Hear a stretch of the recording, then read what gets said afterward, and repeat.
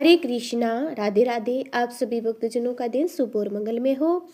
आज हम करेंगे फाल्गुन महीने का तीसरा अध्याय है। 4 फरवरी का दिन है, बार बुधवार है। आइए शुरू करते हैं फाल्गुन मास के तीसरे दिन की कथा। एक बार पृथ्वी पर लगातार 12 वर्षों तक भयंकर अकाल पड़ गया। अकाल के समय ना ही कहीं आसमान में बादल दिखाई दिए, नई धरा पर कहीं हरियाली थी। सभी झीलें, तालाब और नाले सूख गए। समस्त सृष्टि में हाहाकार मच गया। प्राणी जल एक एक बूंद के लिए तरस गए और भूख से निष्प्रभ हो चुके थे। किसान अपनी जैसी धरती के बंजर हो जाने के भय से हर समय प्रार्थना में लीन रहते। सूर्य अपने प्रकाश को अग्नि के रूप में धरती पर बरसा रहा था, जिससे समस्त जीव जंतु अकाल मृत्यु को प्राप्त होने लगे। फिर इस भयंकर गर्मी में एक किसान ने अचानक अपने खेतों में हल जोतना शुरू कर दिया। शिवंग बस भगवान शिव और देवी पार्वती जी भ्रमण करते हुए वहीं आ पहुंचे। कमजोर शरीर वाले उस किसान को बंजर धरती पर हल चलाते हुए पसीने से लथपथ देखकर माता पार्वती का हृदय पसीज गया। वे सोचने लगे, यह किसान बिना जल के धरती पर हल क्यों चला रहा है। जब तक अकाल की स्थिति है, हल चलाने का कोई और चित ही नहीं। इसी सोच में डूबी माता पार्वती जी भगवान शिव से बोली, क्या सोच रही हो। तब देवी पार्वती जी बोली, देव, पिछले कई वर्षों से अकाल पड़ा हुआ है। बिना वर्षा की इस बंजर धरती पर कुछ भी नहीं उगेगा। फिर इस किसान को क्या पड़ी है जो इस भयंकर गर्मी में धरती पर हल चला रहा है। इससे वह खुद भी परेशान हो रहा है और बेचारे भूखे प्यासे बैल भी कष्ट में है। किसान को लगता है कि वर्षा होगी। देवी पार्वती की बात सुनकर भगवान शिव बोले, देवी नहीं, इसे कोई पूर्वाभास नहीं, वर्षा होने वाली है। अकाल के 12 वर्षों समय बीत जाने से इस बात का आभास है। भविष्य में वर्षा होने का कोई संकेत नहीं। यह सुनते ही देवी पार्वती जी बीच में कहा, देव, व्यक्ति मूर्खता क्यों कर रहा है। सूखे बंजर खेत में हल चला रहा है। माता पार्वती जी की शंका का समाधान करते हुए भगवान शिव बोले, देवी, यह व्यक्ति मूर्ख नहीं है, इसे सब कुछ पता है। फिर भी यह हल इसलिए चला रहा है कि कहीं इसे लंबे अकाल में ढल्ले बैठे रहने से हल चलाना ही ना भूल जाए। भगवान शिव का उत्तर पाकर देवी पार्वती उस किसान के कष्ट निवारण का उपाय सोचने लगी। वह जानती थी कि जब भी भगवान शिव का वर्षादायी शंख बजाते हैं तो वर्षा अवश्य होती है। उन्होंने भगवान शिव से कहा, प्रभु, किसान यह सोचकर कि कहीं वह हल चलाना ही ना भूल जाए, इतना कष्ट उठाकर हल चला रहा है। लेकिन प्रभु, आपने भी तो इतने वर्षों से अपना वर्षा शंख नहीं बजाया, कहीं ऐसा ना हो कि आप भी शंख बजाना भूल जाएं। तब भोलेनाथ तुरंत बोले, नहीं पार्वती, ऐसा कैसे हो सकता है कि मैं शंख बजाना भूल जाऊं। यह सुनकर पार्वती जी झट से बोली, क्यों नहीं प्रभु, ऐसा क्यों नहीं हो सकता। इतने वर्षों से आपने शंख नहीं बजाया, ऐसा में हो सकता है इस किसान की तरह आप भी शंख बजाना ही भूल जाएं। भगवान शिव बोले, नहीं पार्वती, मुझे शंख बजाना आता है और अपना शंख बजाना ना तो मैं बुला हूँ और ना ही बुला सकता। देवी पार्वती की शंका दूर करने के लिए भगवान शिव ने तुरंत अपनी झोले से वर्षादायी शंख निकाला और पूरे वेग से उसे बजाने लगे।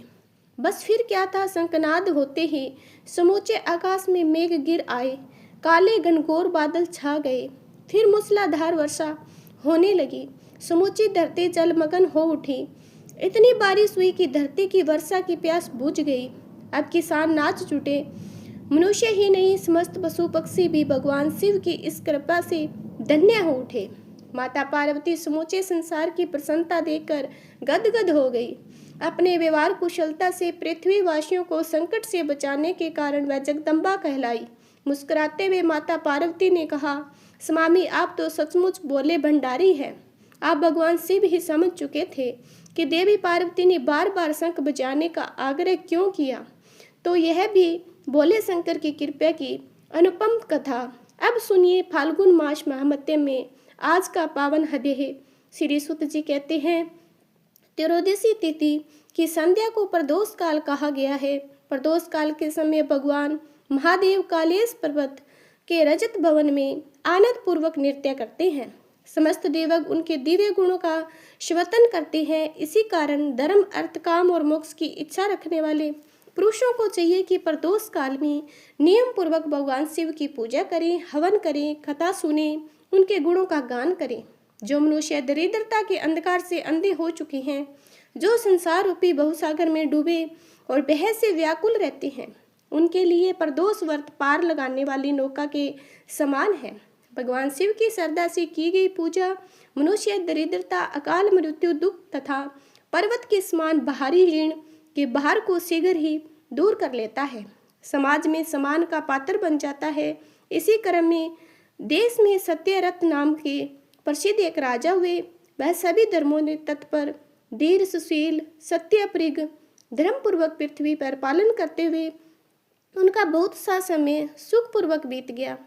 समय बीतने पर सालव देश के राजाओं ने विदर्भ नगर पर आक्रमण कर दिया और चारों ओर से नगर को घेर लिया।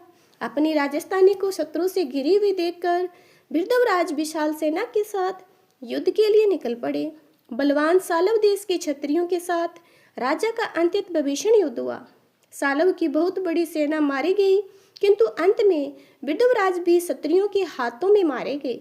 मंत्रियों सहित उस महारथी वीर राजा के मारे जाने पर जो सैनिक जीवित बचे थे, वह भयभीत होकर भाग खड़े हुए। उसी समय विदर्भराज की पत्नी सत्यरंजना नगर से निकलकर पश्चिम दिशा की ओर चली गई। उस समय वह गर्भवती थी। प्रातःकाल धीरे धीरे मार्ग से जाती हुई उस साध्वी रानी ने बहुत दूर का रास्ता तय किया। कुछ आगे जाकर उसने एक स्वस्थ और सुंदर तालाब को देखा और उसके किनारे शोभायमान एक छायादार वृक्ष के नीचे विश्राम करने बैठ गई। भाग्यवश उसी निर्जन स्थान पर उस वृक्ष के नीचे पतिव्रता रानी ने शुभ मुहूर्त में उत्तम गुणों से युक्त एक पुत्र को जन्म दिया। पुत्र के जन्म के बाद वह सुंदर अंगों वाली रानी अंत्यत प्यास से व्याकुल हो उठी। जल पीने के लिए वह तालाब में उतरी कि अचानक एक बड़ी और भयानक मगरमच्छ ने आकर उसे अपने ग्रास को बना लिया। इस प्रकार बालक जन्म लेते ही अपने माता पिता दोनों से हीन हो गया। भूख और प्यास से पीड़ित वह नवजात शिशु सरोवर के किनारे जोर जोर से रोने लगा। उसी समय देवयुग से वहाँ एक श्रेष्ठ ब्राह्मण आ गया और वह अपने 1 वर्ष के बालक को गोद में लिए हुए, वह ब्राह्मणी निर्धन और विधवा थी, घर घर भिक्षा मांगकर अपना जीवन यापन करती थी। उसका नाम उमा था। उस सती साध्वी ब्राह्मणी ने जब उस राजकुमार को अनाथ की भांति रोते हुए देखा तो उसके मन में करुणा जाग उठी। वह मन ही मन विचार करने लगी, अहो यह तो बड़ा आश्चर्य का विषय है। यह नवजात शिशु जिसकी नाल भी अभी तक नहीं कटी, अकेला पड़ा हुआ है। इसकी माता कहाँ चली गई? ना इसका पिता है, ना कोई बंधु बांधव आसपास दिखाई देता। यह दीन अनाथ बालक बिना बिस्तर की भूमि पर सो रहा है। वह ब्राह्मणी आगे सोचने लगी, यह चंडाल का पुत्र है, शूद्र का, वैश्य का बालक या ब्राह्मण का, किसी क्षत्रिय का शिशु है। इसका निश्चय कैसे किया जाए? उसे उठाकर अपने सगे पुत्र की तरह पाल तो सकती हूँ, परंतु इसका कुल ना जानने के कारण इसे छूने का साहस नहीं होता। इसी कारण यह पतिव्रता ब्राह्मणी जब अपने मन के विचार प्रकट कर रही थी, तभी वहाँ एक सन्यासी महात्मा आ पहुँचे। ऐसे प्रतीत हो रहे थे मानो साक्षात भगवान शंकर स्वयं वहाँ पर पधारे हो। उन श्रेष्ठ भिक्षु ने उस स्त्री से कहा, ब्राह्मणी दुख मत करो, हृदय के सारे संचय त्याग कर इस बालक की रक्षा करो, इससे तुम्हें शीघ्र ही परम कल्याण की प्राप्ति होगी। इतना कहकर दयालु भिक्षु तुरंत वहां से अंतर्ध्यान हो गए। उनके जाने के बाद ब्राह्मणी ने श्रद्धा और विश्वास के साथ उस बालक को उठा लिया और अपने घर की ओर चल पड़ी। उस राजकुमार का ब्राह्मणी ने अपने पुत्र के समान ही पालना पोषना आरंभ कर दिया। चक्रा नामक नगर में उस ब्राह्मणी का घर था। वह भिक्षा में मिले अन्य व अपने पुत्र और उस राजकुमार को दोनों का पालन करने लगी। समय आने पर ब्राह्मणों ने ब्राह्मणी के पुत्र और राजा के पुत्र दोनों का विधि पूर्वक संस्कार संपन्न कराया। अब वह दोनों बालक स्वतर सम्मानित होकर दिन प्रतिदिन बढ़ने लगे। उचित समय आने पर उनका उपनयन संस्कार भी हुआ। अब दोनों एक साथ रहकर नियमों का पालन करने लगे और अपनी माता के साथ प्रतिदिन भिक्षा के लिए जाने लगे। एक दिन ब्राह्मणी उन दोनों बालकों के साथ देवयोग से एक देव मंदिर में भिक्षा मांगने पहुंची। वहाँ बड़े बड़े ऋषि मुनि निवास करते थे। उन दोनों बालकों को देखकर परम बुद्धिमान दंडी नामक मुनि कहने लगे, अहो देव का बल कितना विचित्र है। कर्मों का उल्लंघन करना किसी भी जीव के लिए अत्यंत कठिन है। देखो यह बालक दूसरी माता की शरण में जाकर भिक्षा से अपना जीवन निर्वाह कर रहा है। इस ब्राह्मणी को श्रेष्ठ माता के रूप में पाकर ब्राह्मण बालक के साथ ब्राह्मण भाव को प्राप्त कर चुका है। मुनि का यह वचन सुनकर ब्राह्मणी को अत्यंत आश्चर्य हुआ। उसने बड़ी सभा में मुनि को प्रणाम करके कहा, हे ब्राह्मण देव, एक सन्यासी के कहने पर इस बालक को अपने घर ले आई हूँ। आज तक इसके कुल का पता नहीं चला, फिर भी मैं इसे अपने पुत्र के समान ही पाल रही हूँ। आप ज्ञान के नेत्रों से सब कुछ देखते हैं, कृपया करके बताइए यह बालक किस कुल में उत्पन्न हुआ और इसके माता पिता कौन हैं? तब मुनि बोले, ब्राह्मणी, यह तो बिरदव देश के राजा का पुत्र है। इतना कहकर मुनि उसके पिता के युद्ध में मारे जाने और उसकी माता की मगरमच्छ के द्वारा ग्रस्त होने का संपूर्ण विस्तार पूर्वक सुना दिया। यह सुनकर ब्राह्मणी और भी अधिक आश्चर्य हुआ। उन्होंने पुनः प्रश्न किया, महामुनि, वह राजा संपूर्ण भोगों को त्याग कर युद्ध में क्यों मारे गए? इस बालक को दरिद्रता कैसे प्राप्त हुई? अब यह दरिद्रता पूरी तरह नष्ट होकर यह पुण्य राज्य कैसे प्राप्त कर पाएगा? मेरा यह पुत्र भी भिक्षा में मिले अन्न से भी अपना जीवन निर्वाह करता है, अतः इसकी दरिद्रता के निवारण का भी क्या कोई उपाय है? कृपया करके यह सब मुझे विस्तार से बताइए। तब मुनि ने कहा, हे ब्राह्मणी, इस राजकुमार के पिता बिरदवराज पूर्व जन्म में पांड्य देश के श्रेष्ठ राजा थे। वे सभी धर्मों के ज्ञाता थे, संपूर्ण पृथ्वी का धर्म पूर्वक पालन करते थे। एक दिन प्रदोष काल में राजा भगवान शंकर का पूजन कर रहे थे। बड़ी भक्ति के साथ त्रिलोकीनाथ महादेव की आराधना में पूर्णत लीन थे। उसी समय नगर में चारों ओर बड़ा भारी कोलाहल मच गया। उस उत्कंठ शब्द को सुनकर राजा के बीच में भगवान शंकर की पूजा छोड़ दी। नगर में शोभा फैलाने की आशंका से राजभवन से बाहर निकल गए। उसी समय राजा का महाबली मंत्री एक शत्रु को पकड़कर उनके समीप ले आया। वह शत्रु पांड्य राज का ही सामंत था। उसे देखकर राजा ने क्रोधपूर्वक उसका मस्तक कटवा दिया। शिव पूजा को बीच में छोड़कर नियम को पूर्ण किए बिना ही राजा ने उसी रात्रि में भोजन भी कर लिया। इसी प्रकार उस राजकुमार ने भी प्रदोष काल में भगवान शिव की पूजा किए बिना ही भोजन कर लिया और सो गया। वही राजा दूसरे जन्म में बिरदवराज हुआ। शिव जी की पूजा में विघ्न पड़ने के कारण शत्रु ने उसे सुख भोग के बीच में मार डाला। पूर्व जन्म में उसका पुत्र था, वही इस जन्म में पुत्र रूप में उत्पन्न हुआ। शिव पूजा का उल्लंघन करने के कारण यह बालक गरीबी को प्राप्त हुआ। इसकी माता ने भी अपने पूर्व जन्म में छल से अपने सौतन की हत्या कर दी थी। उसी महान पाप के फल को स्वरूप इस जन्म में गृह दोष के कारण मारी गई। मैं सत्य कहता हूँ, परलोक के हित की बात कहता हूँ। मैं शास्त्रों का सार और उपनिषदों का हृदय कहता हूँ। इस भयंकर और असार संसार को प्राप्त हुए जीव के लिए ईश्वर के चरणाबिंदु की सेवा ही एकमात्र सार वस्तु है। जो मनुष्य प्रदोष काल में अनन्य चित्त होकर परमेश्वर के चरणाबिंदुओं की पूजा करते हैं, वही संसार में सदा बढ़ने वाले धन्य धन्य स्त्री पुत्र सौभाग्य और संपत्ति से सबसे श्रेष्ठ होते हैं। हे ब्राह्मणी, यह तुम्हारा पुत्र पूर्व जन्म में एक उत्तम ब्राह्मण था। इसने अपनी संपूर्ण आयु केवल दान लेने में ही व्यतीत कर दी। यज्ञ आदि सत्कर्म कभी नहीं किए, इसी कारण यह जन्म में दरिद्रता को प्राप्त हुआ। उस दोष के निवारण के लिए अब इसे भगवान शंकर की शरण में जाना चाहिए। श्री सूत जी कहते हैं, मुनि के इस प्रकार कहने पर साध्वी ब्राह्मणी ने उन्हें प्रणाम किया और शिव पूजन की विधि का क्रम पूछा। तब मुनि बोले, मनुष्य दोनों पक्षों की त्रयोदशी तिथि को निराहार रहकर व्रत करें, सूर्यास्त से 3 घड़ी पूर्व स्नान करें, फिर श्वेत वस्त्र धारण करें। इसके पश्चात धीर पुरुष संध्या जप आदि नृत्य कर्म विधि पूर्वक पूर्ण करके मौन धारण करें। शास्त्र विधि के अनुसार भगवान शिव की पूजा प्रारंभ करें। भगवत विग्रह के सामने भूमि को नए निकाले हुए शुद्ध जल बलि भांति लीप पोत कर एक सुंदर मंडल बनाएं। धोती वस्त्र उस मंडल को चारों ओर से घेर दें। ऊपर से चंदोवा आदि लगाकर फल फूल नए अंकुरों से उसे सजाएं। मंडल के मध्य की भूमि पर 5 रंगों से युक्त एक विचित्र कमल बनाएं। उसी पर एक स्तर और उत्तम आसन बिछाकर बैठें। हृदय में भक्ति भाव धारण करके पूजन की सभी सामग्रियां इकट्ठी करें। इसके बाद पवित्र भाव से शास्त्र युक्त मंत्रों द्वारा देवपीठ का आह्वान करें। फिर आत्म शुद्धि और भूत शुद्धि करके 3 प्राणायाम करें। इसके बाद युक्त बीजाक्षरों के द्वारा विधि पूर्वक मात्र का न्यास करें। फिर परा देवता का ध्यान करें। मात्र न्यास की विधि पूर्ण करें। परम शिव का ध्यान करें। पीठ के वाम भाग में गुरु को प्रणाम करें। दक्षिण भाग में गणेश जी को मस्तक पर झुकाएं। दोनों अंशों कंधों और जांघों में धर्म ज्ञान वैराग्य और ऐश्वर्य का न्यास करें। नाभि और पार्श्व भाग में अधर्म अज्ञान अवैराग्य और अनेश्वर का न्यास करें। हृदय में अनंत आदि का न्यास करें। देवपीठ पर मंत्र न्यास करें।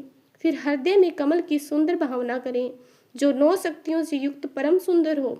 उस कमल की कनिका में कोटि कोटि चंद्रमाओं के समान प्रकाशमान उमापति भगवान शिव का ध्यान करें। भगवान के 3 नेत्र हो। मस्तक पर चंद्रमा का मुकुट सुशोभित हो। जटाएं कुछ कुछ पीली हो। रतन जट कीड़ित अलंकृत हो। कंठ में नील चिन्ह शोभा पाए। अंग अंग से उदारता छलकती है। सर्पों के हार से उसकी शोभा बड़ी हो। एक हाथ में वरद और दूसरे हाथ में अभय मुद्रा हो। फरसा धारण किए हुए हो। नागों के ककण कयूर और मुद्राएं धारण किए हुए हो। व्याघ्र चरम पहने रतन में सिंहासन पर विराजमान हो। उनके बाएं भाग में गिरिराज नंदिनी उमा देवी का चिंतन करें। इस प्रकार महादेव और गिरिजा देवी का ध्यान कर गंध आदि मानसिक पूजा करें। 5 वैदिक मंत्रों पूर्व विदित विधि के द्वारा पूजा करें। फिर मूल मंत्र से 3 बार हृदय में पुष्पा अंजलि अर्पित करें। इसके बाद सिंहासन पर महादेव जी का पुनः पूजन आरंभ करें। पूजा के आरंभ में श्रद्धा और एकाग्रचित होकर संकल्प का पाठ करें। इसके बाद 2 हाथ में हाथ जोड़कर मन ही मन भगवान शिव का ध्यान करें। दुर्भाग्य और दरिद्रता आदि के नाश के लिए, मेरे संपूर्ण पापों का विनाश करने के लिए मुझ पर प्रसन्न होइए। मैं दुख और शोक की अग्नि में जल रहा हूँ। संसार के भय से पीड़ित हूँ। अनेक प्रकार के रोगों से व्याकुल और अत्यंत दीन हूँ। हे वृषवाहन प्रभु, मेरी रक्षा कीजिए। देवों के देव देवेश्वर, सबको निर्भय करने वाले महादेव जी, आप कृपया करके यहाँ पधारिए और पार्वती जी के साथ मेरी इस पूजा को स्वीकार कीजिए। इस प्रकार संकल्प और आह्वान करके पूजा का आरंभ करना चाहिए। इसके बाद भगत को एकाग्रचित होकर रुद्र सूक्त का पाठ करना चाहिए। वहां स्थापित शंख के जल और पंचामृत से भगवान महादेव का विधि पूर्वक अभिषेक करें। फिर विविध मंत्रों के द्वारा आसन आदि उपचार अर्पित करें। भगवान शंकर के द्वारा दिव्य वस्त्रों से विभूषित स्वर्ण सिंहासन की कल्पना करें। उसी सिंहासन पर भगवान शिव को विराजमान करें। अष्टगुणों से युक्त अदर अर्पित करें। निवेदन करें। शुद्ध जल से आचमन कराएं और मधुप अर्पित करें। आचमन के लिए जल देकर मंत्र पूर्वक स्नान कराएं। इसके बाद यज्ञ पवित्र वस्त्र और आभूषण अर्पित करें। परम पवित्र अष्टांग युक्त चंदन चढ़ाएं। इसके बाद बेलपत्र मंदार लाल कमल धतूरा कनेर सन के फूल चमेली कुशा तुलसी जूही चंपा बटक कलवीर, इनमें से जो भी पुष्प उपलब्ध हो वह सभी भगवान शिव को श्रद्धा सहित अर्पित करें। इसके अतिरिक्त नाना प्रकार के सुगंधित पुष्प निवेदित करें। फिर लाल चंदन से उत्पन्न धूप और निर्मल दीप अर्पित करें। इसके बाद हाथ धोकर नमकीन साग मिठाई पुआ शक्कर और गुड़ से बने पदार्थ तथा खीर का नेग भोग लगाएं। मधु दही जल से अर्पित कर खीर का ही मंत्र द्वारा प्रज्वलित अग्नि में हवन करें। यह होम शास्त्रोक्त विधि से आचार्य के निर्देश अनुसार संपन्न करना चाहिए। भगवान शंकर को नेग अर्पित करें। मुख शुद्धि तांबूल पान अर्पित करें। धूप आरती सुंदर छत्र उत्तम दर्पण वैदिक तथा तांत्रिक मंत्रों के द्वारा विधि पूर्वक समर्पित करें। यदि इतनी सामग्री जुटाने की सामर्थ्य न हो, धन का अधिक अभाव हो, अपने सामर्थ्य के अनुसार भगवान की पूजा करें। गौरीपति भगवान शंकर भक्ति पूर्वक अर्पित किए गए केवल पुष्प मात्र से ही संतुष्ट हो जाते हैं। इसके बाद स्तोत्र के द्वारा भगवान की स्तुति करें, साष्टांग प्रणाम करें, परिक्रमा करके पूजा समर्पित करें।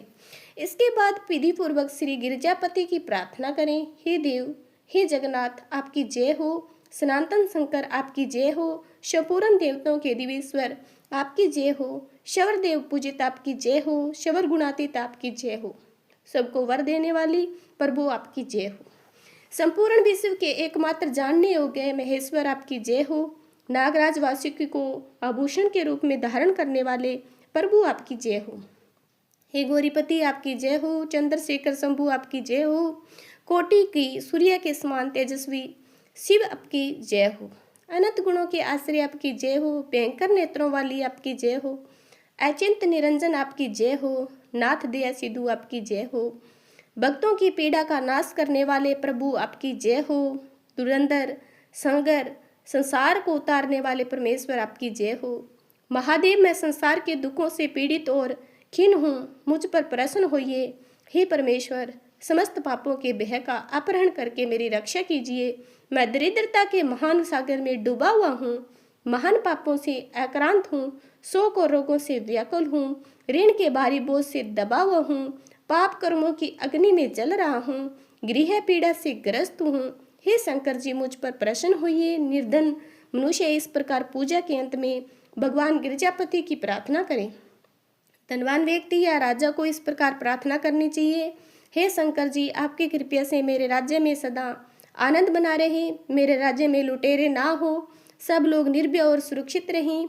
पृथ्वी पर अकाल महामारी और संताप शांत हो जाएं। सबकी खेती धन्य धान्य हो, परिपूर्ण हो। संपूर्ण दिशाओं में सुख और समृद्धि का साम्राज्य छा जाए। इस प्रकार प्रदोष व्रत के दिन गिरजापति भगवान शंकर की आराधना करें। ब्राह्मणों को भोजन कराएं, दक्षिणा देकर उन्हें संतुष्ट करें। इस प्रकार ये शिव पूजा समस्त पापों का नाश, दरिद्रता का निवारण और समस्त मनोवांछित फलों को देने वाली है। यह पूजा शिव जी के द्रव्य के हरण को, पाप को छोड़कर अन्य सभी महापाप उपपापों का नाश कर देती है। दोनों बालक प्रत्येक प्रदोष के दिन इस प्रकार भगवान शंकर की पूजा करते रहे। 1 वर्ष के भीतर ही उन्हें उत्तम सिद्धि की प्राप्ति होगी। सांडेल मुनि का यह वचन सुनकर उस ब्राह्मणी ने दोनों बालकों सहित मुनि के चरणों में प्रणाम किया और कहा, हे भगवान, आज आपके दर्शन मात्र से ही मैं कृतार्थ हो गई हूँ। दोनों बालक आज से आपकी शरण में हैं। ब्राह्मण, ये मेरा पुत्र है, इसका नाम सुचिवत है। यह राजकुमार है जिसका नाम मैं धर्मगुप्त रखा। दोनों बालक आपके चरणों के दास हैं। हम इस घोर दरिद्रता के सागर में गिरे हुए हैं, आप हमारा उद्धार कीजिए। इस प्रकार शरण में आई हुई ब्राह्मणी को मुनि ने अमृत के समान मधुर वचनों से आश्वस्त किया और दोनों बालकों को भगवान शंकर की आराधना की, मंत्र विद्या का उपदेश दिया। जिसके बाद दोनों बालक और ब्राह्मणी मुनि की आज्ञा लेकर वहां से चले गए। मुनिवर के उपदेश के अनुसार दोनों बालक प्रत्येक प्रदोष व्रत के दिन पार्वती बल्लभ शिव जी की आराधना करने लगे। इस प्रकार पूजा करते हुए द्विज कुमार और राजकुमार 4 महीने सुखपूर्वक बीत गए। एक दिन द्विज कुमार, वह ब्राह्मणी का पुत्र, राजकुमार को साथ बिना ही नदी के तट पर स्नान करने के लिए गया और वहां मौत से तैर कर इधर उधर घूमता रहा। वहां झरने के जल अगाध से खाई की भूमि कट जाने से उसमें गड़ा हुआ एक बड़ा भारी खजाने का कलश चमक रहा था। जिस पर ब्राह्मण कुमार की दृष्टि पड़ी, उसे देखकर वह सहसा हर्ष और कोलाहल में भरकर उसके पास गया। उसे देवता की कृपा से प्राप्त हुआ मानकर सिर पर लेकर घर को चला गया। घर के भीतर उस घड़े को रखकर अपनी माँ से कहने लगा, माँ, यह भगवान शंकर का प्रसाद तो देखो, जिन्होंने दया करके घड़े के रूप में खजाना दिला दिया। पतिव्रता ब्राह्मणी ने राजकुमार को बुलाकर कहा, पुत्रो, इस खजाने के घड़े को तुम दोनों आपस में बराबर बांट लो। माता की बात को सुनकर ब्राह्मण के पुत्र को प्रसन्नता हुई। राजकुमार उनसे कहने लगा कि माँ, यह तुम्हारे ही पुत्र के पुण्य से प्राप्त हुआ है, इसलिए मैं इस खजाने को बांटकर नहीं लेना चाहता। अपने पुण्य से प्राप्त हुए खजाने का स्वयं ही उपभोग करें। वह दयालु भगवान शंकर तो मुझ पर ही कृपया करेंगे। इस प्रकार प्रसन्नतापूर्वक भगवान शंकर की पूजा करते हुए दोनों कुमारों को उसी घर में 1 वर्ष बीत गया। एक दिन राजकुमार उस ब्राह्मण कुमार के साथ बसंत ऋतु में वन में भ्रमण करने के लिए गया। कुछ दूरी जाने पर उन्होंने सैकड़ों गर्दभ कन्याओं को परस्पर क्रीड़ा करते हुए देखा। उन्हें देखकर ब्राह्मण कुमार दूर से राजकुमार से कहा, यहाँ से आगे जाना उचित नहीं है, क्योंकि उधर स्त्रियां विहार कर रही है। स्वस्थ अंतकरण वाले विद्वान पुरुष स्त्रियों का समाप्य त्याग देते हैं। रमणीय छल करने वाली, वाणी द्वारा अनन्य विनय करने वाली, कुशल होती है।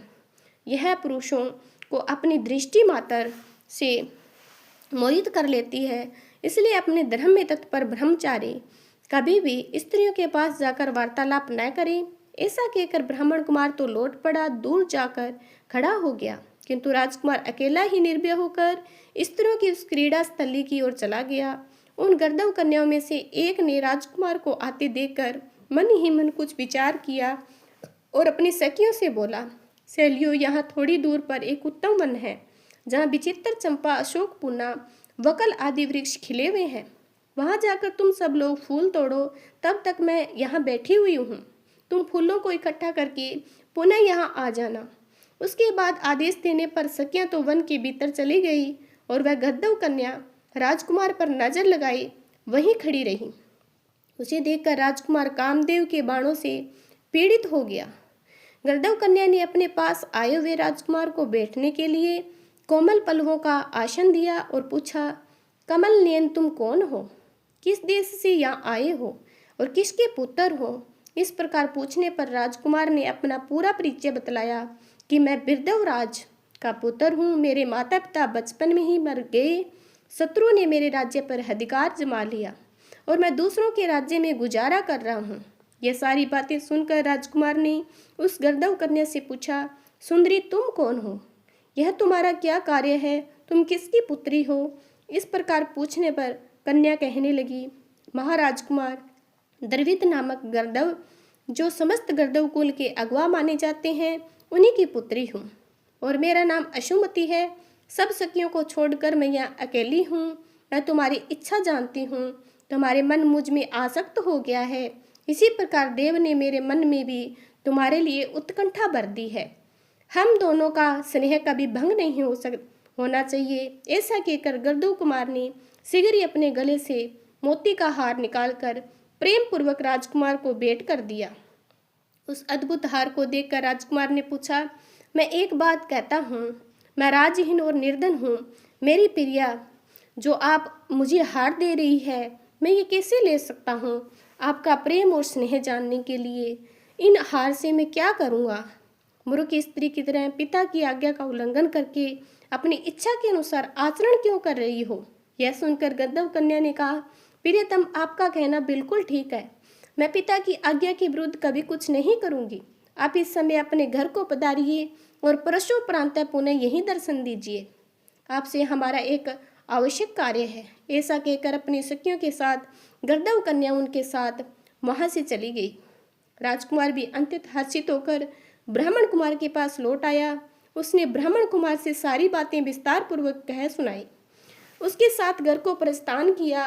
घर पहुंचकर पतिव्रता ब्राह्मणी को भी यह शुभ समाचार सुनकर राजकुमार ने उन्हें प्रसन्न किया। पूर्व निश्चित समय आने पर राजकुमार पुनः द्विज पुत्र के उसी वन में गया। नियत स्थान पर पहुंचकर राजकुमार ने देखा कि गर्दवराज और उसकी कन्या दोनों वहां उपस्थित है। गर्दवराज ने वहां आए हुए दोनों कुमारों का समान अभिनंदन किया। सुंदर आसन पर बिठाकर राजकुमार से कुछ इस प्रकार कहा, हे बिरदवराज राजकुमार, कल कैलाश पर्वत पर गया था। वहां मैंने पार्वती जी के साथ देव आदिदेव महादेव जी के दर्शन किए। देवेश्वर भगवान शिव करुणा रूपी अमृत के सागर है। उन्होंने मुझे बुलाकर सब देवताओं के समीप कुछ इस प्रकार कहा, पृथ्वी तल पर धर्मगुप्त नाम से प्रसिद्ध एक राजकुमार है, जो इस समय किंचन है। उसका राज्य उसे छीन लिया गया। शत्रु ने उसके देश को अपने अधिकार में कर लिया।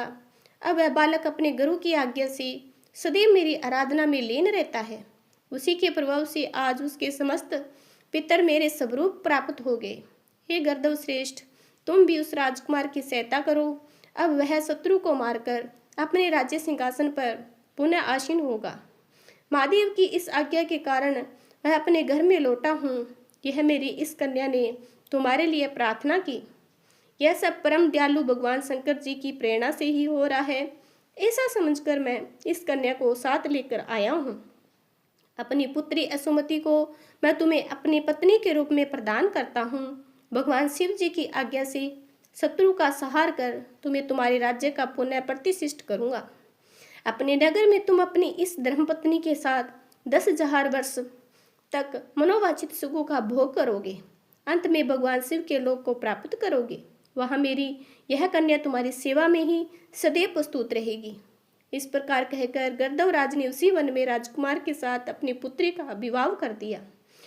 उन्होंने उपहार स्वरूप परम उज्ज्वल रत्नों का बार भेंट किया। चंद्रमा के समान चमकने वाली चूड़ामणि, दमकती मूर्तियों के मनोहर हार, दिव्य आभूषण वस्त्र, स्वर्ण बने हुए अनेक सामग्रियां प्रदान की। उन्होंने 10,000 हाथी, 1 लाख नीले घोड़े, हजारों सोने के भव्य रथ प्रदान किए। अंत में एक दिव्य रथ, इंद्रधनुष के समान विशाल धनुष, सहस्त्र अस्त्र शस्त्र, अक्षय बाणों से भरे 2 तरकस और अभेद स्वर्ण में शक्ति अर्पित की। अपनी पुत्री की सेवा हेतु गर्दभराज ने प्रसन्नचित होकर 5,000 दासियों प्रदान की। इतना ही नहीं, राजकुमार की सहायता से अत्यंत उग्र गर्दभों की चतुर्गिनी सेना भी भेंट की। इस प्रकार परम उत्तम संपत्ति को पाकर राजकुमार अपनी मनोवांछित पत्नी के साथ अत्यंत प्रसन्न हुए। पुत्री का विवाह कराकर गर्दभराज स्वर्गलोक को प्रस्थान कर गए। शादी के बाद धर्मगुप्त गर्दभ सेना के साथ अपने नगर में पहुंचे, शत्रुओं का संहार किया, राजधानी में प्रवेश किया। इसके बाद श्रेष्ठ ब्राह्मणों और मंत्रियों ने मिलकर उनका अभिषेक किया। वह रत्न सिंहासन पर आरूढ़ होकर अखंड राज्य का उपभोग करने लगे। जिस ब्राह्मण पत्नी ने उन्हें पुत्र का समान पाला था, वह उनकी माता बनी। ब्राह्मण कुमार उनके भाई और गर्दभराज की पुत्री सुमति महारानी के पद पर प्रतिष्ठित हुई। भगवान शंकर की आराधना से धर्मगुप्त विदर्भ देश के राजा बने। इसी प्रकार जो व्यक्ति प्रदोष काल के व्रत को गिरजापति भगवान शिव की आराधना करता है, वह मनोवांछित फल को प्राप्त करता है, अंत में परम गति को प्राप्त करता है। श्री सूत जी कहते हैं कि जो व्यक्ति प्रदोष व्रत के दिन इस परम अद्भुत पुण्य महात्म के शिव पूजन के पश्चात एकाग्रचित होकर सुनता या पढ़ता है, उसे 100 जन्मों तक कभी गरीबी नहीं होती। अंत में वह ज्ञान और ऐश्वर्य से युक्त होकर भगवान शंकर के साथ परम धाम को प्राप्त होता है। बोलिए भोलेनाथ की जय। आज के अध्याय हमारा यहाँ पर समाप्त होता है। आगे के अध्याय को सुनने के लिए प्लीज़ चैनल को सब्सक्राइब जरूर करना। अगर आपको अध्याय अच्छा लग रहा है तो प्लीज़ एक प्यारा सा कमेंट करना। जय माता दी।